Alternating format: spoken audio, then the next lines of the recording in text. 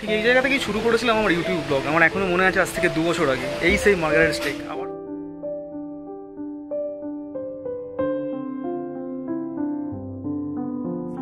আমি এই মুহূর্তে আছি লেপচা জগতে।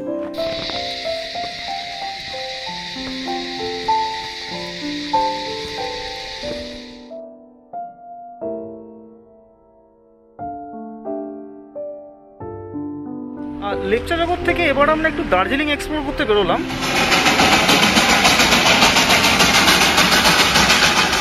ভ্রমণ পিপাসু মানুষের কাছে দার্জিলিং হচ্ছে একটা ইমোশনের জায়গা। আর আমি এই মুহূর্তে দাঁড়িয়ে আছি দার্জিলিংয়ের ম্যালে।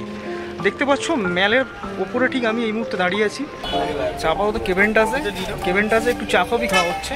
ফাইনালি কাঞ্চনজঙ্ঘা দেখা গেল। এই যে কাঞ্চনজঙ্ঘা দেখা যাচ্ছে ছোট্ট করে, জাস্ট কিছুক্ষণ আগে বেরোলো। এটা টি গার্ডেন পড়লো, এটা হচ্ছে গোপালদারা টি গার্ডেন। পিক লেকের একটু কাছাকাছি চলে এলাম।